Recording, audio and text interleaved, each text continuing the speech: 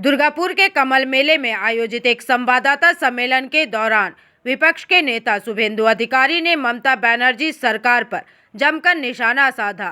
इस दौरान उन्होंने घाटल मास्टर प्लान से लेकर सिंगूर की स्थिति और राज्य की कानून व्यवस्था तक कई मुद्दों पर सरकार को घेरा।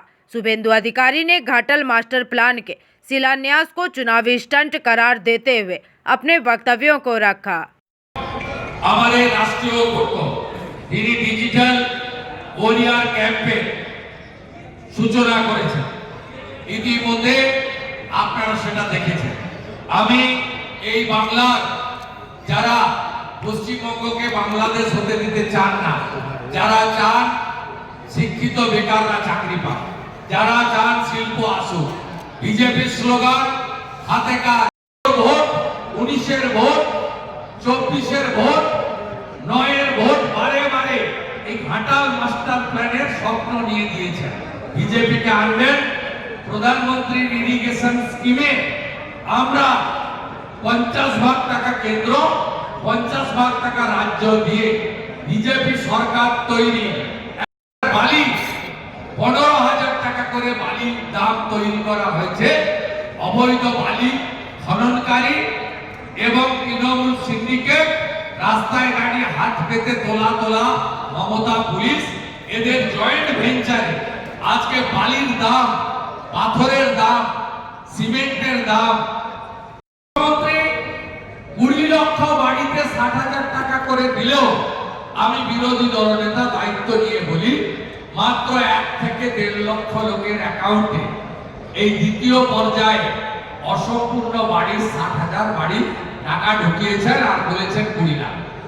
আমরা কথা দিতে পারি পশ্চিম বাংলায় যেভাবে বালি চুরি হচ্ছে, যেভাবে সিমেন্ট রডের দাম বেড়েছে, আমরা 1,20,000 টাকা বা 60,000 টাকায় কোনো বাড়ি হয় না।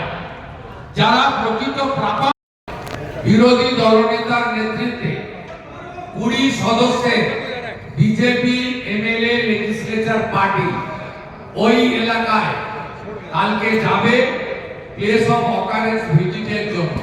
কেন দুদিন পরে আমরা যাচ্ছি, তার কারণ আমরা চেয়েছিলাম যাতে যে সমস্ত ব্যক্তি দগ্ধ হয়ে মারা গেছেন, নৃশংস মৃত্যু হয়েছে, তাদের যথাযথ দেহ উদ্ধারের কাজ হোক।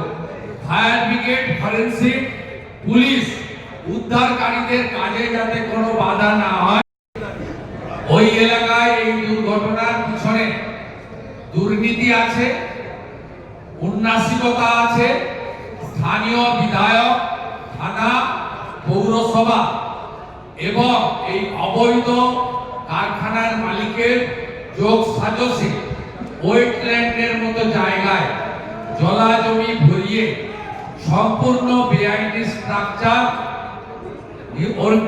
নির্বাপক লাইসেন্স না রেখে এই ঘটনা ঘটানো হয়েছে এবং একাধিক ঘটনা গত কয়েক বছরে হওয়ার পরেও এই সরকার বিরোধী সরকার থাকা সত্ত্বেও মোট 2023 সাল পর্যন্ত মোট 30,000 কোটি টাকা দিয়েছে। যদি 2004 থেকে 14 ইউপিএ 1 ইউপিএ 2 যে সরকারের 9 থেকে 12 মমতা বন্দ্যোপাধ্যায় নিজেও ছিলেন রেলমন্ত্রী হিসাবে শরিক ছিলেন, সেই সরকার পশ্চিমবঙ্গে 4,654 কোটি টাকা দিয়েছে 10 বছরে। আর মাননীয় প্রধানমন্ত্রীর নেতৃত্বে এনডিএ সরকার 2014 থেকে 2023-এর 31 মার্চ পর্যন্ত 3 দিন ধরে আনন্দবঙ্গে যেভাবে প্রমাণ হয়েছে এই রাজ্যে সরকার নেই, সরকার কার্যত চোখ বন্ধ করে আছেন এবং মুখ্যমন্ত্রী তার বাড়ির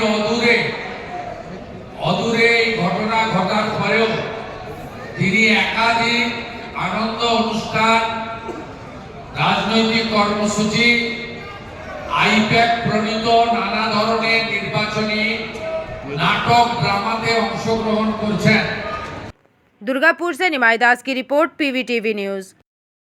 रानीगंज में इतने लग्जरी रूम, वो भी इतने कम प्राइस में। सो मैं बात कर रही हूँ रानीगंज के NSD रोड में लोकेटेड होटल अतिथि इन के बारे में। यहाँ पे आपको फैमिली, फ्रेंड्स और कॉर्पोरेट के लिए रूम्स मिल जाएंगे, वो भी सिर्फ 1500 स्टार्टिंग प्राइस में। यहाँ पे आपको super deluxe room, Dulux room, regular room के साथ साथ प्योर वेज रेस्टोरेंट, जहाँ से आप अपने रूम तक टेस्टी फूड ऑर्डर्स कर सकते हैं। ये होटल हाइजीनिक और क्लीन होने के साथ साथ 27 हेल्पिंग फैसिलिटी भी देती है। High speed wifi, TV with fully AC interior, 24/7 room service, good ambience, clean cupboards, separate geyser facilities, clean washrooms, smoking area. अगर आपका भी प्लान है रानीगंज में स्टे करने के लिए, तो आपके लिए ये एक अच्छा ऑप्शन हो सकता है। आप यहाँ पर रूम ऑनलाइन प्लेटफॉर्म मेक माई ट्रिप से भी बुक कर सकते हैं। अगर आप मेरी वीडियो दिखाते हैं तो आपको मिलेगा एक्स्ट्रा 20% ऑफ। अतिथि इन होटल आपको रानीगंज स्टेशन से 5 मिनट वॉकिंग डिस्टेंस पे मिल जाएगा। और इन्फॉर्मेशन के लिए आप इन्हें कॉल भी कर सकते हैं। Thank you for watching.